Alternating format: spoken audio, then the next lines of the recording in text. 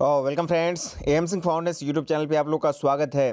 बिहार दरोगा 2213 mains examination का date आ चुका है और इसके संबंध में मैंने बहुत पहले ही से कहा है, आइदर आपको अप्रैल या फिर मई 15 तारीख तक हो जाएगा, लेकिन आपको अप्रैल में ही एग्जामिनेशन हो रहा है। इसका मतलब है कि अब आपको और ज़्यादा सजगता के साथ, प्रिपेयरनेस के साथ तैयारी में लगना होगा। तो आपके सारे कन्फ्यूजन को दूर करने के लिए मास्टर वीडियो के साथ अवेलेबल हो चुका हूँ। बिहार एसआई मेंस 2213 की तैयारी के लिए आपको आगे 70 डेज़ का क्या मास्टर प्लान होना चाहिए, उसके साथ अवेलेबल हूँ। इस पूरे वीडियो को शुरू से अंत तक देख लीजिए। मैं आपको दावे के साथ कह सकता हूँ कि इसके बाद आपको फिर कोई अलग से मतलब कि सुझाव या किसी भी वीडियो को देखने की जरूरत नहीं पड़ेगी। एक एक चीज़ को यहाँ पे कवर किया गया है आपके शुरू से लेकर के अंत तक। तो चलिए बिना वक्त गवाए वीडियो को शुरू करते हैं। सबसे पहले आप लोग देख लीजिए कि ये जो बिहार एसआई 2213 मेंस की तैयारी है, इसके लिए आपको कैसे कैसे आगे बढ़ना है। पहले तो आप एग्जाम डेट देखिएगा, फिर 70 डेज प्लान देखिएगा और फिर आगे की राह देखिएगा। और आप समझिए कि अब जो है आपके लिए वास्तविक चैलेंज शुरू हुआ है, क्योंकि जिनका रिजल्ट हुआ है 47,900 में, वो सब के सब एक बात तो तय है कि उनके पास इतनी नॉलेज है जो बेसिक्स होता है, जहां पे सब आकर के मेजोरिटी लोग जो होते हैं फॉल करते हैं नंबर के दृष्टिकोण से। तो अब वहां से आपको आगे बढ़ना है, यानी कि 47,900 से लेकर के आपको अब 2213 तक का सफर तय करना है। और ये सफर निश्चित रूप से थोड़ा कठिन है, लेकिन यदि आप थोड़ा सा सजगता दिखलाएंगे तो आसान हो जाएगा, मेरिट बन जाएगा। जी हाँ, सबसे पहले आपको पता है कि मेंस कब है, तो 24 अप्रैल 2022 को है। यदि आज ही से देखें तो लगभग आपको 70-75 दिन है। 75 दिन काट दीजिए, मिनिमम रखिए आप 70 दिन रखिए, ठीक है ना। 5 दिन इधर उधर आप कर दीजिए, तो आपको 70 दिन लेकर चलना है। और चीज़ देखिए क्या, एग्जामिनेशन सेंटर की जहाँ तक बात है तो पटना, गया और मुजफ्फरपुर की बात की जा रही है, ठीक है ना। पहले ये संभावना थी कि आपको पटना में सबको कर लिया जाएगा, लेकिन 50 लगभग 47-48 हज़ार है, तो इतने स्टूडेंट्स को एक साथ पटना में कर पाना मुश्किल है। और ऊपर से कोविड का जो SOP है, स्टैंडर्ड ऑपरेशन प्रोसीजर, उसको भी फॉलो करना है, तो इसीलिए वहाँ पे संभव नहीं हो पा रहा है। तो अब पटना, गया और मुजफ्फरपुर में करवाए जाने की बात चल रही है। और ऐसा संभावना है कि जो क्षेत्रवार, मतलब कि मुजफ्फरपुर के आसपास के जो होंगे उन मुजफ्फरपुर में, जो गया के तरफ के होंगे गया के, पटना के तरफ के होंगे पटना, तो ऐसे करने की संभावना यहाँ पे दिख रही है। लेकिन मेरा अपना ये सलाह है BPSSC से कि आप रेंडमाइजेशन कर दीजिए, जैसे कि BPSC करती है। BPSC जैसे करती है, क्या करती है BPSC कि वो मतलब कि 35 दिनों में लेती है, तो इधर का उधर, उधर का इधर कर देती है। आप वैसे कर दीजिए। आप फिर से यदि सेंट्रल रेंज वाले को पटना में दीजिएगा, मुजफ्फर तरफ के, तो दिक्कत होगी, ठीक है ना। ऐसे मत आप कीजिएगा। आप सबको जैसे 3 बनाए ना, तो बिल्कुल रेंडमाइजेशन कर दीजिए, कोई इधर उधर जाए। जितना लोग इधर से उधर जाएगा उतना क्या होगा ना कि आप सबके लिए फायदेमंद होगा, पूछा पूछ नहीं होगा। एग्जामिनेशन सेंटर पर वो दबाव नहीं बना पाएंगे, जैसा कि 2446 मेंस में देखने को मिला था। और 2446 मेंस में पूछा पूछ गया ना, उसके कारण आपको 4 से 5 प्रश्न ऊपर गए थे। इस चीज़ को आप गारंटी मान के चलिए। बहरहाल ये चीज़ें अब आपके हाथ में नहीं है। 3 सेंटर आपको फिक्स हो गया है, पटना, गया, मुजफ्फरपुर, तो वो बात की बात है। आइए अब हम लोग को यहाँ पे एक और सवाल उठता है कि बहुत सारे स्टूडेंट ऐसे सवाल पूछते हैं जिनका पहली बार मेंस हुआ है, बिहार से सॉरी PT हुआ है, जो मेंस का एग्जामिनेशन देंगे, तो वो पूछते हैं कि आप BPSC जिस तरह से आपको मेंस के बाद जो है फिर से फॉर्म भरवाती है, PT के बाद मेंस के लिए फॉर्म भरवाती है, क्या इस बार भी दरोगा के लिए भी PT के बाद जो है मेंस के लिए फॉर्म भरना पड़ेगा? तो नहीं, आपको कोई फॉर्म नहीं भरना होगा, सीधे आपको एग्जामिनेशन देना होगा। वो BPSC में होता है कि PT पास करने के बाद मेंस के लिए अलग से आप फॉर्म भरने के पैसा दीजिए, लेकिन आपको PT में जो होता है मतलब कि BPSSC में, इनके SI वाले में क्या होता है कि आप एक बार PT एग्जामिनेशन दीजिए, फिर मेंस एग्जामिनेशन से एक ही बार फॉर्म भरना आता है। तो फॉर्म आपको भरने की जरूरत नहीं है जिनका भी PT रिजल्ट हो चुका है। चलिए ये प्रश्न भी खत्म हो गया। अब देखिए यहाँ पे 30 अप्रैल को, इन 30 अप्रैल 2022 को सरसरी BPSC PT भी है, इसीलिए BPSC छात्रों को यहाँ पे डबल फायदा होने वाला है। कैसे होगा ये मैं आगे आपको बताऊंगा, क्योंकि एक बात आप मान के चलिए कि जितने लोगों का रिजल्ट हुआ होगा उसमें से एटलीस्ट 70% या 60% ऐसे स्टूडेंट होंगे, या उससे भी ज़्यादा हो सकते हैं, जिनका सरसरी BPSC PT भी होगा। तो इसलिए ऑलमोस्ट लोगों का यहाँ पे फायदा होने वाला है। अब आइए 70 डेज प्लान की तरफ हम लोग चलते हैं।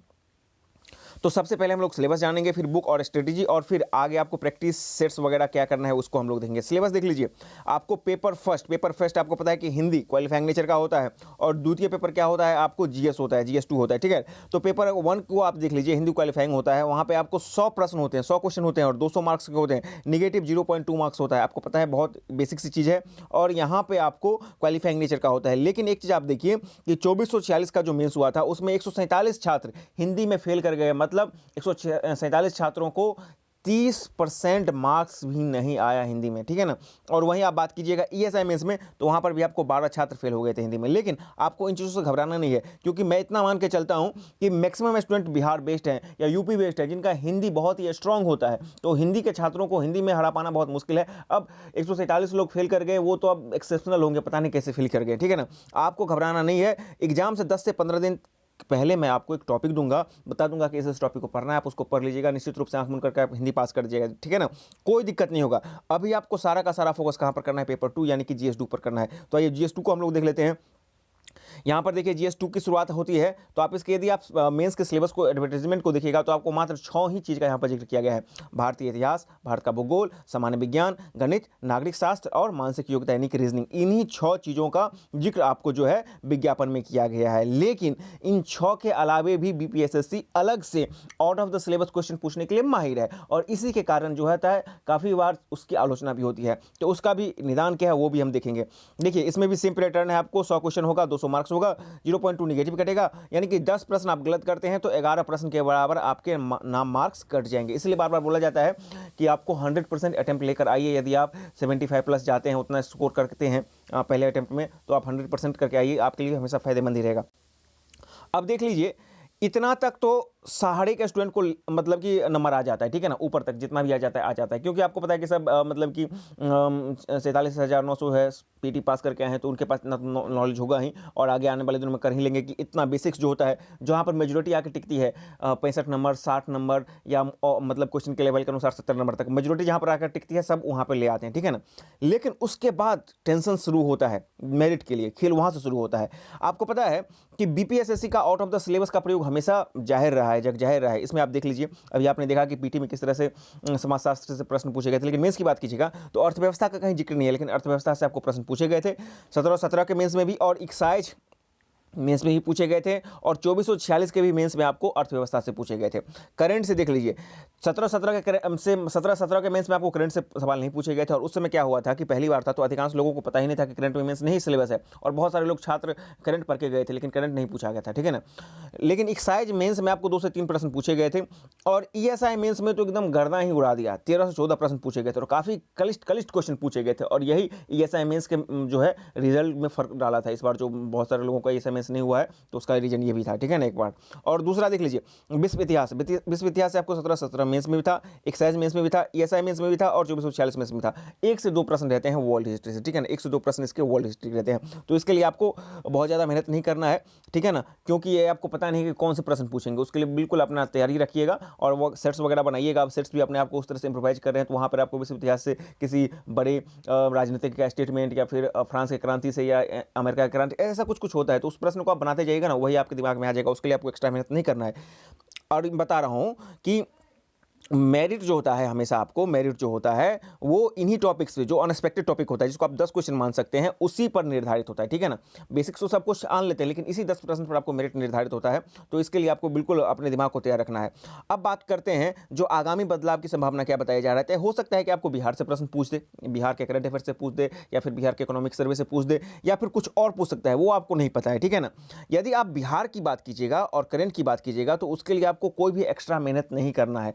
अब मैंने पहले ही बताया, जो BPSC के स्टूडेंट को डबल फायदा हो रहा है, क्योंकि BPSC का एग्जामिनेशन ही ठीक 6 दिन बाद होगा, यानी कि 24 अप्रैल को आपका क्या होगा, बिहार से मेंस होगा, और 30 अप्रैल को आपको BPSC में PT होगा, ठीक है ना। तो उसके लिए जो BPSC की तैयारी कर रहे हैं, वो बिहार और करंट तो पढ़ ही रहे होंगे, ठीक है ना। तो उनके लिए यहाँ पर ही एक एडवांटेज मिल जाता है, ठीक है ना। तो उनके लिए आपको नो एक्स्ट्रा मेहनत फॉर बिहार और करंट, यानी कि जो बिहार से 2213 मेंस के छात्र हैं, वो इसके लिए पर्टिकुलरली एक्स्ट्रा करंट और बिहार नहीं पढ़ेंगे, क्योंकि एक संभावना है कि यहाँ से पूछा जा सकता है, जो बदलाव करता है BPSSC, हो सकता है नहीं भी पूछा जा सकता है। तो एक्स्ट्रा मेहनत करके उसमें अपना टाइम वेस्ट नहीं करना है, लेकिन छोड़ना भी नहीं है, क्योंकि जब हमको पता है कि वहाँ से कुछ तरह से आ रहा है, जैसे कि आपको SMS में पूछा है, तो छोड़ना भी नहीं है। तो इसका एक ही उपाय है कि इसके लिए एक्स्ट्रा मेहनत नहीं करना है, बस आपका दिनचर्या जो है रेगुलर बेसिस पर, जैसे आप डेली करंट देखते हैं, या फिर किसी करंट का सेट मारते हैं, उसको देखते जाना है, ठीक है ना। उसके लिए एक्स्ट्रा मेहनत नहीं करना है, बस उसी में आपका काम निकल जाएगा, ठीक है ना। इसके लिए तैयार रहना है। और एक बात यहाँ पर मैं बोल देता हूँ आपको, वो 10 प्रश्न किस तरह से होंगे आपको कोई नहीं पता है। उसके लिए अपने मानसिक स्तर पर पूरी तैयारी करके रखें कि हमको बेसिक्स जो है, यानी कि टॉपअप जो क्वेश्चन है, ईजी क्वेश्चन है, उसको बहुत अच्छे से बना लेना है, वहाँ पर गलती नहीं होना है।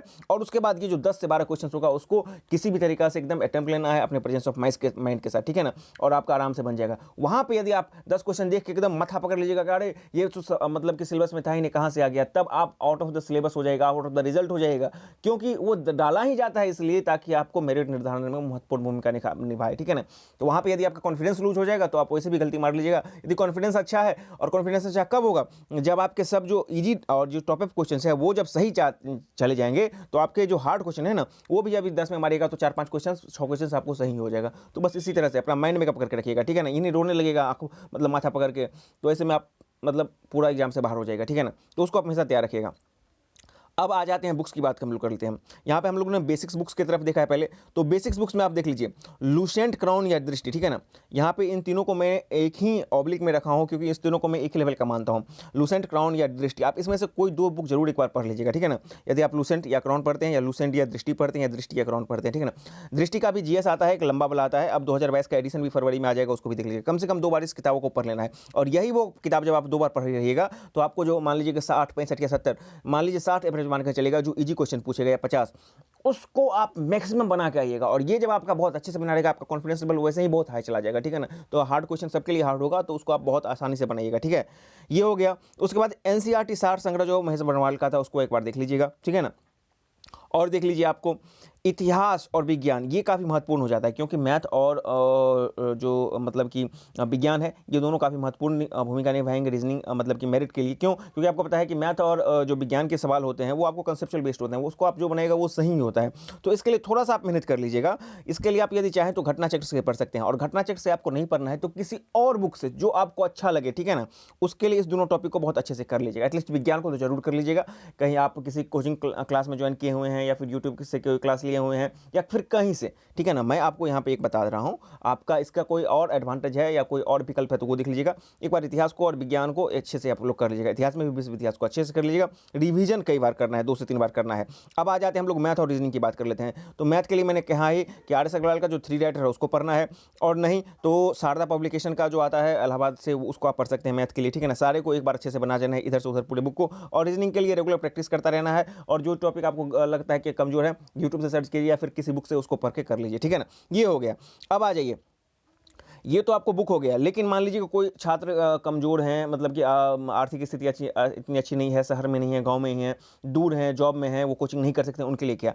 तो आज के समय में आप यूट्यूब पर जब मेरा वीडियो अभी देख रहे हैं, तो यूट्यूब पर तो लाखों क्लासेस अवेलेबल हैं जो आपको फ्री में मुफ्त सब कुछ, कोचिंग से लेकर के सब कुछ अवेलेबल करवा रहे हैं। तो आप ऐसे सर्च कीजिए, जिस भी टॉपिक में, जीएस में हो या मैथ में हो या रीजनिंग में आपको दिक्कत हो रहा है, उसको समझने में दिक्कत हो रहा है, उसको पहले यूट्यूब पर सर्च करें, उसको अच्छे से देख लें एक बार, और फिर आप जाकर उसको पढ़ें। बहुत ज़्यादा फायदा होगा, बहुत ज़्यादा फायदा होगा, और इसका आप लाभ उठाइए, ठीक है ना। यूट्यूब सिर्फ फिल्म देखने के लिए, इधर उधर के बकवासों करने के लिए नहीं है, इसको थोड़ा सा आप अपने एग्जाम में भी आप इसको सारथी बनाएं, ठीक है ना। और जिस टॉपिक को आप खत्म कर लेते हैं उसका ऑब्जेक्टिव भी बनाइए जीएस के लिए, खासकर जैसे कि लूसेंट का ऑब्जेक्टिव आता है उससे बना लीजिए, या फिर उसका नहीं तो कोई और आपके पास बुक है या कहीं और टेस्ट सीरीज वगैरह हैं खासकर टॉपिक वाइज, तो उसको बना लीजिए। मतलब टॉपिक खत्म कीजिए, उसको बना लीजिए। तो क्या होगा ना, जो आप सब्जेक्टिव पढ़िएगा और फिर ऑब्जेक्टिव बनेगा, तो वो आपके लिए एकदम एक बहुत ही कॉन्क्रेंट बन जाएगा, ठीक है ना। इस दौरान आपको 30 से 35 प्रैक्टिस सेट भी मारना है, लेकिन प्रैक्टिस सेट मारने का एक फॉर्मूला है कि जैसे जैसे आप सिलेबस को कवर करते जाएं तब प्रैक्टिस सेट मारें। ऐसे नहीं कि 2, 4, 5, 10 दिन में प्रैक्टिस सेट मार के खत्म कर दें, पता चला कि तैयारी नहीं है, अब कम नंबर आ रहा है, तो वो भी आपको क्या कर देगा, डिमोरलाइज कर देगा। तो ऐसा नहीं होना चाहिए। 30 देखिए ना आप, 30 मार के चलिए कि 2 दिन पर 3 दिन पर आप सिलेबस खत्म करते चलें और मारते चलें। मार्केट में बहुत सारा सेट भी अवेलेबल आ गया है, आप कहीं ज्वाइन भी कर सकते हैं, ठीक है ना। और बेसिक और जो भी एडवांस बुक है उसको 2 से 3 बार जरूर रिवाइजन कर लीजिए।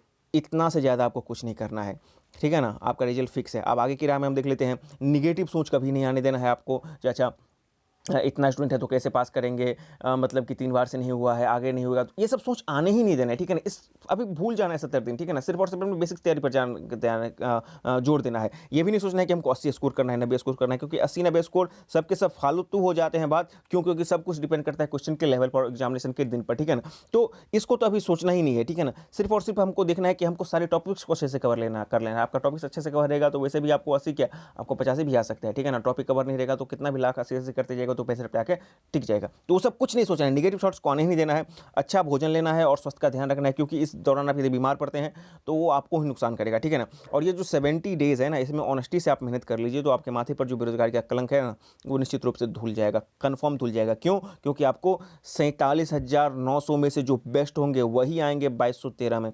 तो ये सफ़र अब निश्चित रूप से काफ़ी कठिन है, लेकिन सही प्लान और रणनीति के साथ आगे बढ़ेंगे तो आसान हो जाएगा, ठीक है ना। अब थोड़ा सा और बात कर लेते हैं मेंस रिजल्ट और अन्य बातों की बारे में। तो आपको पता है कि 24 अप्रैल को इसका एग्जामिनेशन हो रहा है। अब यदि सब कुछ सही रहा, कोई प्राकृतिक घटनाएं इस तरह की चीज़ें नहीं हुई, तो आपको मई लास्ट या 10 जून तक आपको मेंस का रिजल्ट आ जाएगा, कन्फर्म आ जाएगा, ठीक है ना। और जुलाई से अगस्त में आपको फिजिकल भी कंप्लीट हो जाएंगे, पीटी भी कंप्लीट हो जाएंगे। हालांकि आपको पता है कि वो जो जुलाई अगस्त का मौसम होता है वो वर्षा का मौसम होता है, तो वाटर लॉगिंग वगैरह होने के कारण आपको थोड़ा सा डेट आगे पीछे हो जाए, लेकिन फिर भी आप मान के चलें कि उसमें हो जाएगा। और सितंबर अक्टूबर तक आप मान के चलें, अभी संभावित है कि आपको फाइनल रिजल्ट आ जाएगा, यानी कि आपके कंधे पर डबल स्टार आ जाएगा। तो ये पूरा का पूरा प्लान है। इस वीडियो में बताई गई चीज़ को आपको फॉलो करें। यदि इस वीडियो में बताई गई चीज़ को आपको 70 से 80% भी फॉलो कर लेते हैं, तब भी आपका रिजल्ट हो जाएगा। और 100% फॉलो कर लेते हैं, जो कि संभव नहीं है, तो आपको आराम से कोई सोचना नहीं है, कुछ भी सोचना ही नहीं है, ठीक है ना। अब इसमें आपको ना सिर्फ सरस्वती बीपीएससी पीटी निकलेगा, बल्कि बिहार एसआईएमएस भी निकलेगा। दो मतलब एक तैयारी में आपको दो चीज़ें यहाँ पे होने वाली है, ठीक है ना। और विश इतना ही है, मतलब कि अपना तैयारी जारी रखें। आगे जो भी अपडेट आएगा, जो भी चीज़ें आएंगे, हम भी बीच में आप लोगों को रेगुलर जो भी चीज़ें यूनिक चीज़ें होंगी, जो अलग चीज़ें होंगी, जो आपके लिए बिल्कुल अलग करेंगे भीड़ से, वो आपके लिए लाते रहेंगे। और इसके लिए आपको चैनल को सब्सक्राइब कर लीजिए रेगुलर अपडेट के लिए। ऑल द बेस्ट, तैयारी में लग जाएं। ये जो दिन है 24 अप्रैल, बस यही में आज से लेकर के 24 अप्रैल में ही आपके ज़िंदगी का, आपके भविष्य का निर्धारण होने वाला है।